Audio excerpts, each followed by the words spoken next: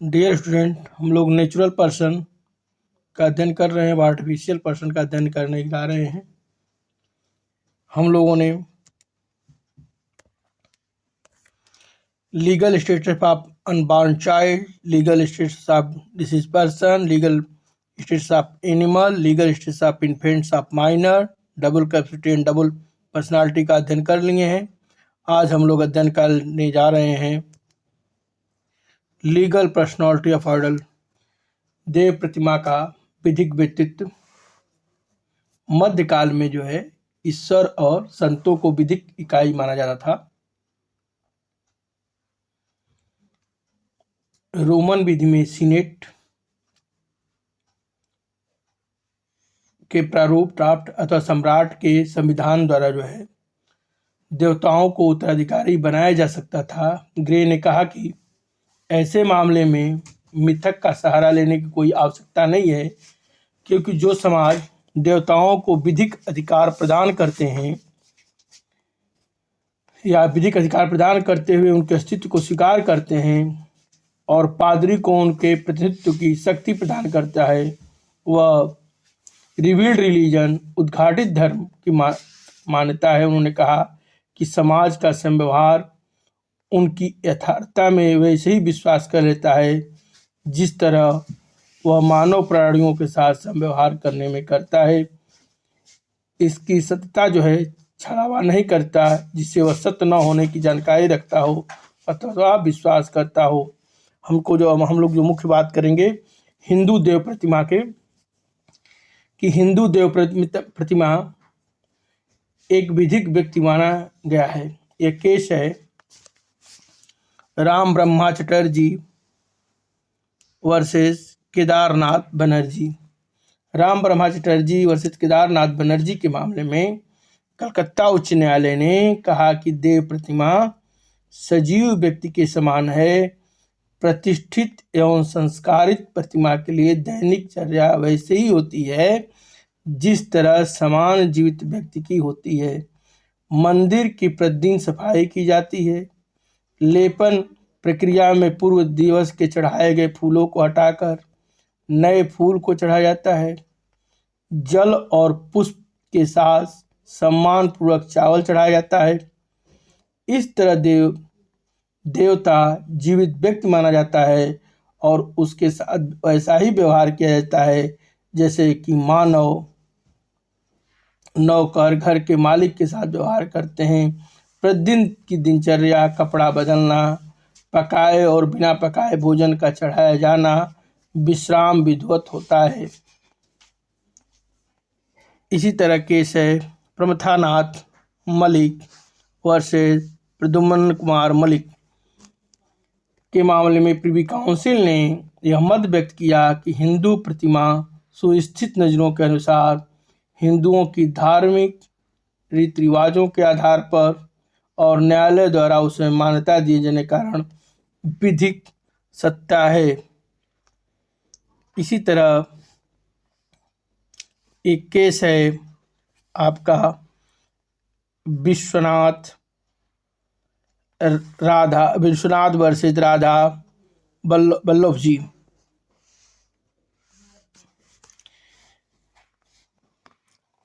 इस मामले में एक मंदिर के व्यवस्थापक ने प्रतिमा को अर्पित संपत्ति का विक्रय कर दिया। प्रतिमा के पुजारी ने, जो व्यवस्थापक की सहायता करता था, प्रतिमा के द्वितीय मित्र के तौर पर प्रतिमा की संपत्ति के विक्रय को चुनौती दी।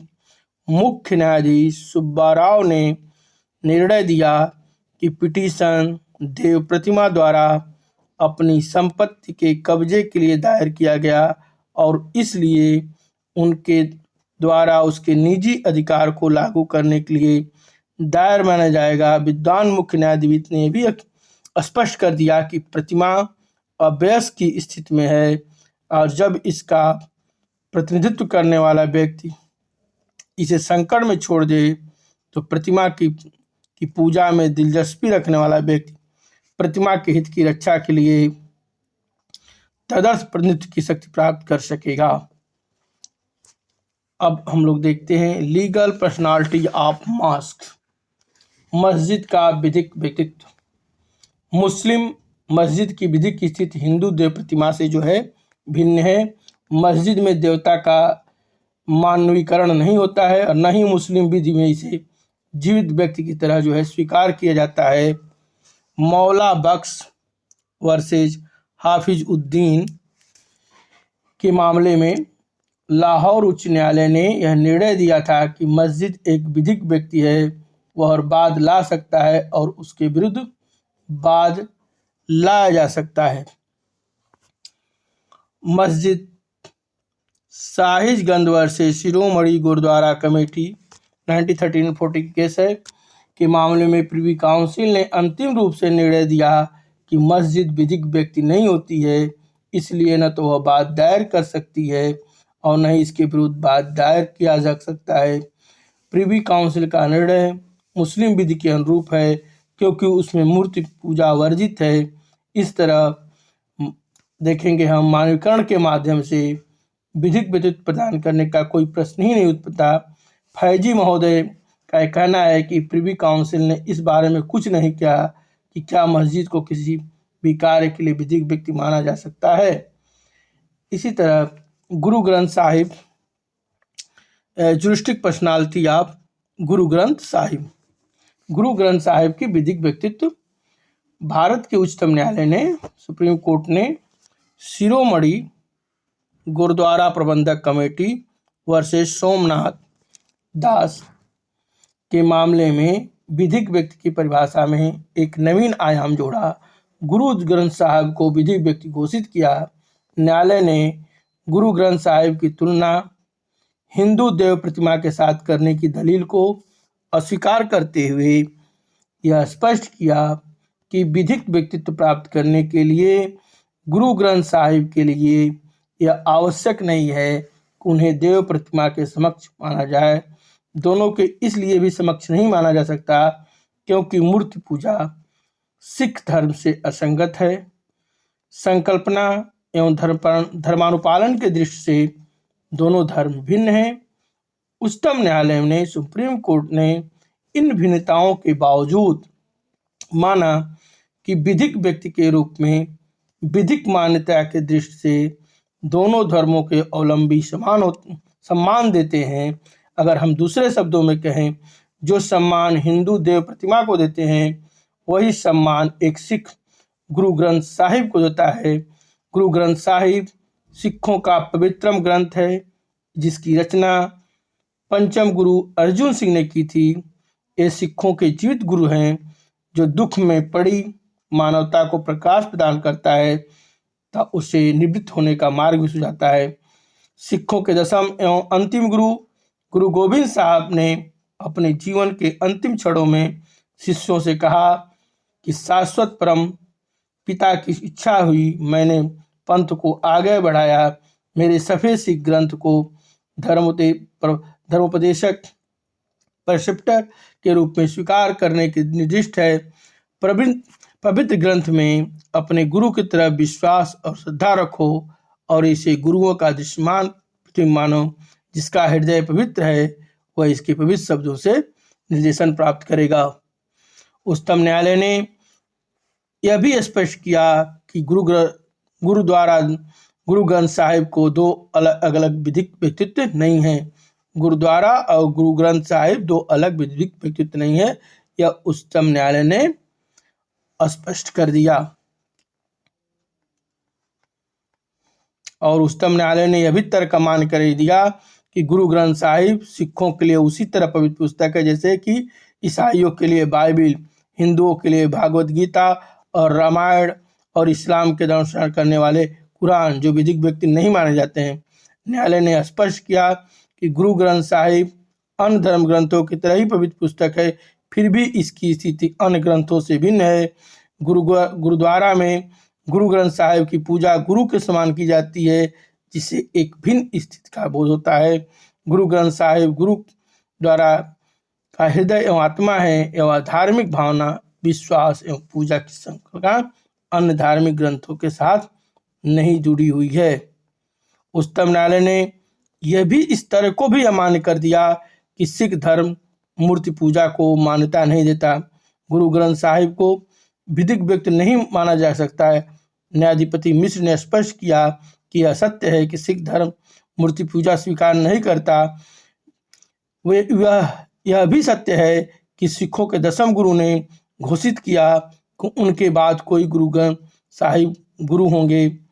यह मूर्ति पूजा के समान नहीं है। दसम गुरु के पश्चात स्वयं ग्रंथ ने गुरु के स्थान पर अपने को स्थापित किया।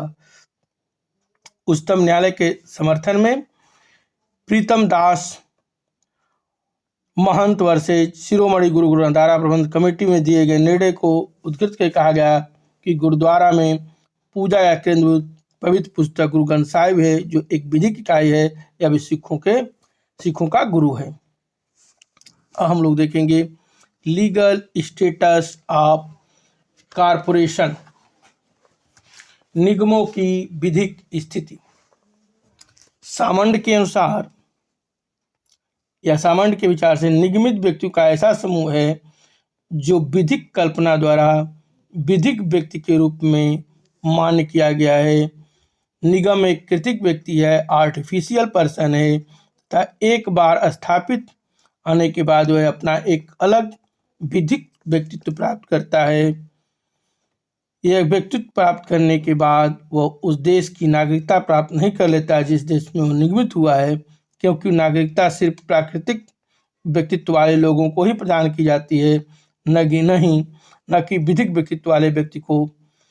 कारपोरेशन निगम व्यक्तियों के उस समूह को कहते हैं जो विधि के अंतर्गत केवल एक ही विधिक व्यक्तित्व है, लीगल या जुरिस्टिक पर्सनालिटी माना जाएगा।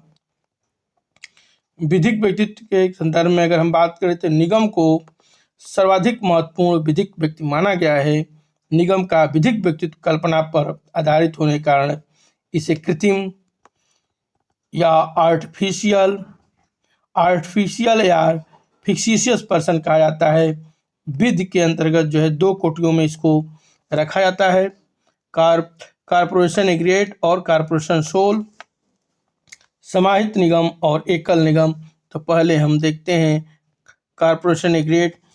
समाहित निगम क्या है? सह विद्वान व्यक्तियों का एक ऐसा समूह है जो किसी उद्देश्य की पूर्ति के लिए संगठित होता है। कारपोरेशन एग्रीगेट सामूहिक निगम कहलाता है। जैसे लिमिटेड कंपनियां निगमित होने के बाद सीमित दायित्व सहित व्यापार कर सकते हैं। समाहित निगम कारपोरेशन एग्रीगेट का प्रधान लक्षण है कि कुछ उद्देश्यों के संबंध में अपने सदस्यों से पृथक अस्तित्व रखता है। जैसे निगमित कंपनी की आस्तियों और संपत्ति पर उसके स्वयं का अधिकार होता है। अंशधारियों का अधिकार केवल लाभांश पर है, न कि कंपनी की आस्तियों या संपत्ति पर है। यही कारण है कि कंपनी दिवालिया होने पर भी उसके अंशधारी वैभव संपन्न बने रह सकते हैं। और इस प्रकार विधि के अंतर्गत जो है निगमित कंपनी को स्वतंत्र अस्तित्व प्राप्त होते हुए भी यथार्थ में वह ऐसे व्यक्तियों का संघ है जो उसकी संपत्ति को विनियोग लाभांश अर्जित करने के लिए करते हैं। इसमें केस है Solomon versus Solomon and company limited 1897।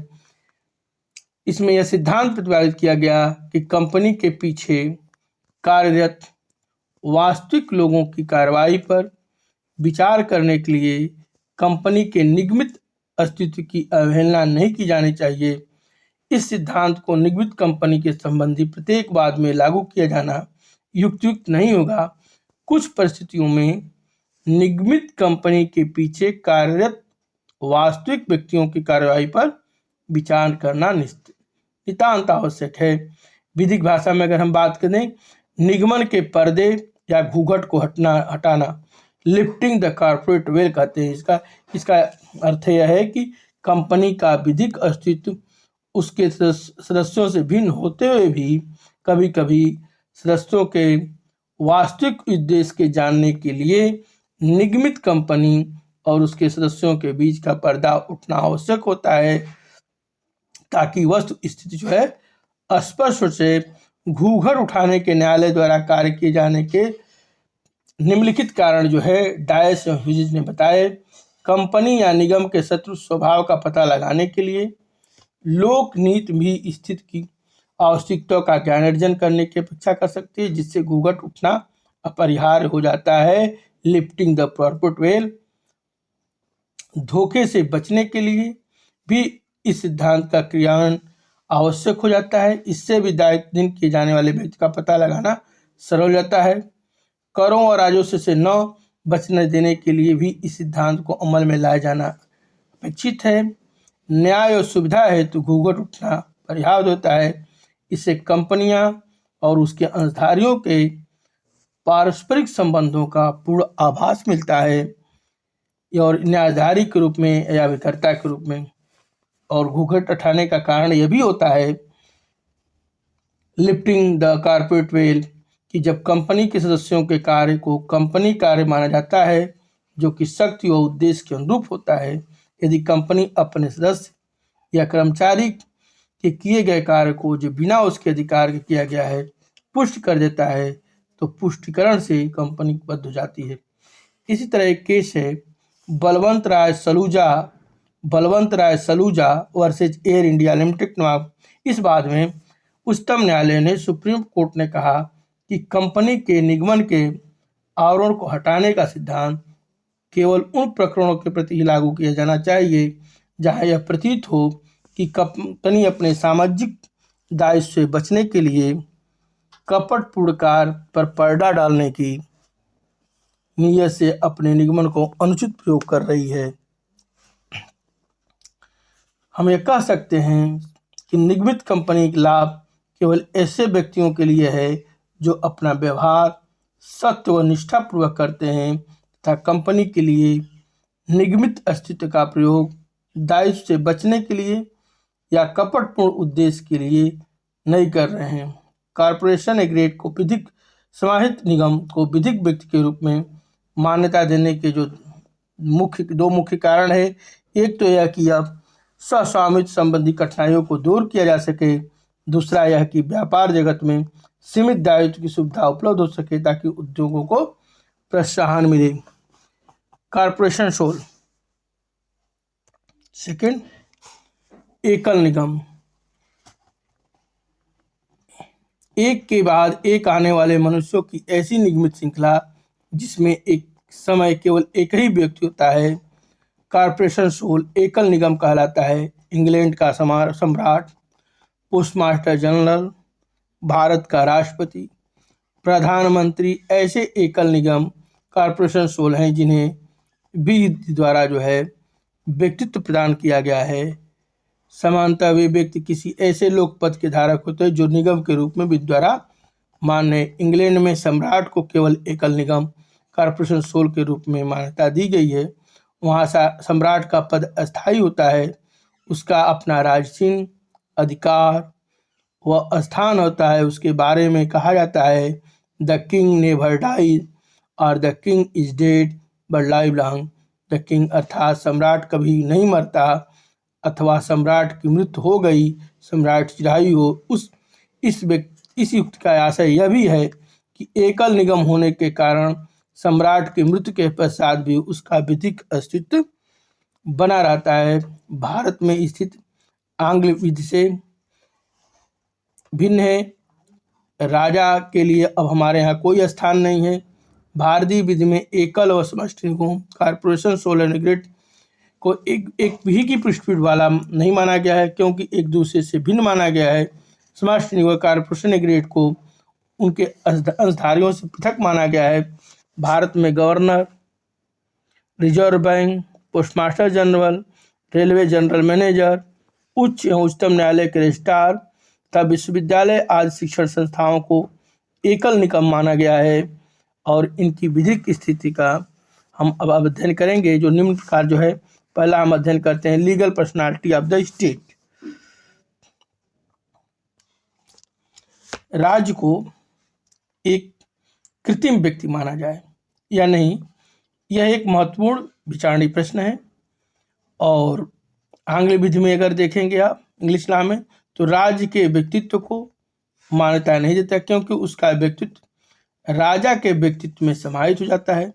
परंतु वास्तव में यदि ऐसा देखा जाए तो कृत्रिम व्यक्तियों में श्रेष्ठ व्यक्ति राज ही है और इस आबाद सत्ता का स्वामित्व होता है और इसके अधिकार और कर्तव्य का क्षेत्र व्यापक है।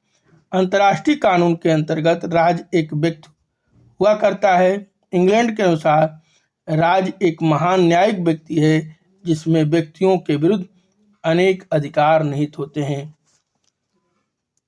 Legal personality of the prime minister of India. Bharat के प्रधानमंत्री का विधिक व्यक्तित्व। भारत का प्रधानमंत्री वैध व्यक्ति नहीं है क्योंकि वो कानूनी दृष्टि से भारत सरकार का अभिकर्ता है। इंग्लैंड में यद्यपि ट्रेजरी में सॉलिसिटर, युद्ध मंत्री, पोस्टमास्टर जनरल को वैध व्यक्ति माना जाता है परंतु प्रधानमंत्री को नहीं। Legal personality of A partnership firm. भागीदारी फर्म को विधिक दृष्टि से वैध व्यक्ति नहीं माना जा सकता क्यों वह व्यक्ति सदस्यों के समूह के अतिरिक्त अन्य कुछ नहीं है। साझेदारों में किसी प्रकार का वैध अस्तित्व नहीं होता और इनकी संपत्ति या ऋण पूर्ण रूप से उनके सदस्यों से ही संबंधित होती है। Legal personality of the reserve bank of India. Reserve bank of India समष्टि निगम कॉरपोरेशन एग्रीड होने के कारण वैध व्यक्ति है और इसे सहवर्ती व्यक्तियों का निगमित समूह कह सकते हैं। भारतवर्ष का रिजर्व बैंक ऑफ इंडिया एक न्यायिक व्यक्ति है कि इसमें संपत्ति धारण करने की सामर्थ्य है और यह किसी के विरुद्ध मुकदमा चला सकता है या स्वयं उसके ऊपर मुकदमा चलाया जा सकता है। विधि उसके संस्थागत नाम को व्यक्तित्व प्रदान करती है। Legal personality of university. क्या गोरखपुर विश्वविद्यालय, आगरा विश्वविद्यालय, लखनऊ विश्वविद्यालय से इस तरह अनेक विश्वविद्यालय कॉरपोरेशन एग्रीड होने के कारण व्यक्ति हैं, वैध व्यक्ति हैं। कोई भी विश्वविद्यालय है, आगरा हो, लखनऊ हो, गोरखपुर हो, यह जो है एक वैध व्यक्ति हैं। भारत सरकार का विधिक व्यक्तित्व हम लोग देखेंगे। Legal personality of the government of India. Bharat सरकार एक वैध व्यक्ति है क्योंकि उसमें अधिकार और कर्तव्य धारण करने की क्षमता है और उस पर अभियोग लगाने, मुकदमा अभियुक्त रूप से प्रस्तुत किए जाने का प्रावधान संविधान के आर्टिकल 301 में दिया गया है। Legal personality of the president of India. Bharat के राष्ट्रपति का विधिक व्यक्तित्व। भारत के राष्ट्रपति एकल निगम कॉर्पोरेशन सोल के अंतर्गत रखा जा सकता है क्योंकि इससे पद की निरंतरता पर कोई अंतर नहीं पड़ता, क्योंकि एक व्यक्ति के पद पर रहते हुए उसकी मृत्यु होने पर दूसरा व्यक्ति पद ग्रहण कर लेता है। इस पद का वास्तविक अधिकारी एक ऐसा कल्पित व्यक्ति होता है जिसकी कभी मृत्यु नहीं होती और वह जीवित पदाधिकारी आते जाते रहते हैं। इंग्लैंड में इस संबंध में यह सूत्र प्रचलित है कि राजा की कभी मृत्यु नहीं होती, अतः भारत का राष्ट्रपति वैध व्यक्ति है। Legal personality of the king of England. England के सम्राट का विधिक व्यक्तित्व। इंग्लैंड के सम्राट को एकल निगम कॉर्पोरेशन सोल के रूप में जो है, मैं पहले भी चर्चा बता चुका हूँ, मान्यता है और वहाँ के सम्राट का पद जो होता है अस्थायी होता है और उसका अपना राजचिन्ह, अधिकार व स्थान होता है। उसके संबंध में कहा जाता है the king never dies, the king is dead but live long. The king, सम्राट कभी नहीं मरता, यथा सम्राट की मृत्यु हो गई, सम्राट से आयु हूँ। यह युक्ति जो है सम्राट के एकल निगम कॉर्पोरेशन सेल के रूप में जो है विधिक स्थिति को जो है यह स्पष्ट करती है। इस युक्ति का जो अगर प्रथम भाग देखा जाए तो प्रथम भाग सम्राट के प्राकृतिक व्यक्तित्व की ओर इंगित करता है, जबकि दूसरा भाग उसके विधिक व्यक्तित्व की ओर। इसका यह आशय है कि एकल निगम होने के कारण सम्राट के मृत्यु के पश्चात भी उसका विधिक अस्तित्व है बना रहता है। इस प्रकार हम कह सकते हैं कि इंग्लैंड का सम्राट जो है एक विधिक व्यक्ति है। Legal personality of A joint Hindu family. संयुक्त हिंदू परिवार की विधिक व्यक्तित्व की किसी संयुक्त हिंदू परिवार का ज्यों के त्यों किसी संपत्ति को धारण करने की क्षमता प्राप्त नहीं है। संयुक्त हिंदू परिवार वैध व्यक्ति नहीं है, क्योंकि उसके नाम से न तो कोई मुकदमा दायर किया जा सकता है और न ही ऐसा परिवार मुकदमा चला सकता है। Legal personality of the union public service commission. संघ लोक सेवा आयोग का विधिक व्यक्तित्व। संघ लोक सेवा आयोग एक विधिक व्यक्तित्व नहीं है, क्योंकि इसमें न तो संपत्ति धारण करने की क्षमता होती है, न यह मुकदमा चला सकता है और न ही इसके विरुद्ध मुकदमा प्रस्तुत किया जा सकता है। इसका अस्तित्व संभवतः अस्थायी नहीं हुआ करता है और न्यायिक, ज्यूरिस्टिक या लीगल पर्सन कहे जाने की शर्तों को पूरा नहीं कर सकता है। एक आपसे और भी कभी कभी पूछा जाता है, legal personality of the dean of the law faculty. ये क्वेश्चन आपसे आया है, इस पर ध्यान दीजिएगा। Legal personality of the